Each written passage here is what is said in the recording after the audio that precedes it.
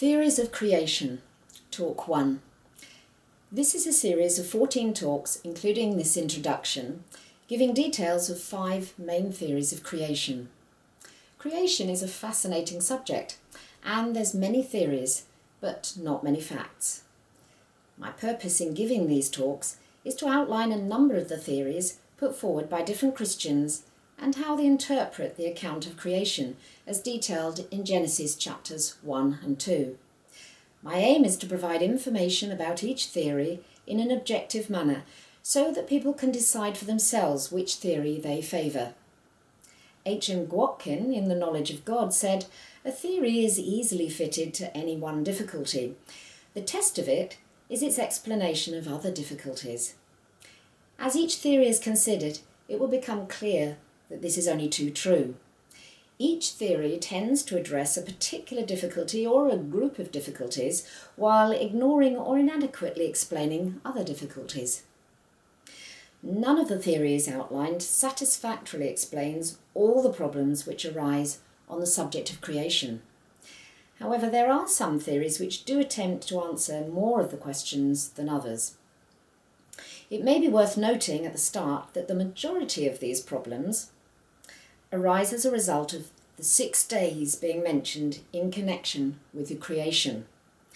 There are in fact only 3 places in Scripture which mention this time period, these being Genesis chapters 1 and 2, Exodus 20 verse 11, the giving of the 10 Commandments to Moses, and Exodus 31 verse 17.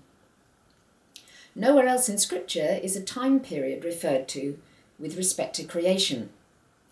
And it is interesting to speculate on how little disagreement there may have been on this subject if the 6 days had never been mentioned.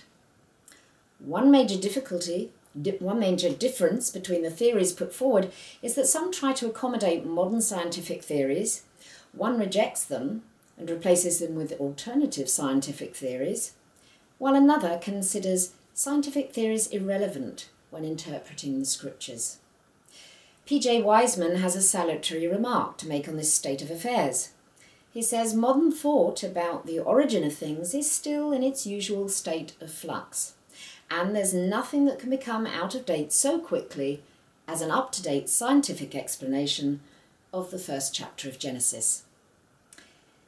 Each theory can be divided into 2 sections. The first part may be described as the biblical interpretation of Genesis 1 and 2. And the second as the scientific view, usually resulting from that particular interpretation. The information shown below the screen lists these 5 theories, together with the scientific view which is normally accepted by people who hold that particular view. So you'll see the non-literal biblical interpretation is paired with the scientific view of theistic evolution. And you'll see day-age theory is paired with progressive creation. And thirdly, the 6 literal days creation is paired with the scientific creationism and a young earth. And the gap theory is paired with the ruin and 6-day reconstruction theory. And creation revealed in 6 days doesn't have any particular scientific view paired with it. For each biblical interpretation and each scientific view, I'll give a summary of the main points in the following talks, followed by my view of the advantages and disadvantages of holding that particular theory. In the next talk, we'll look at the non-literal theories of the biblical account of creation and the theory of theistic evolution.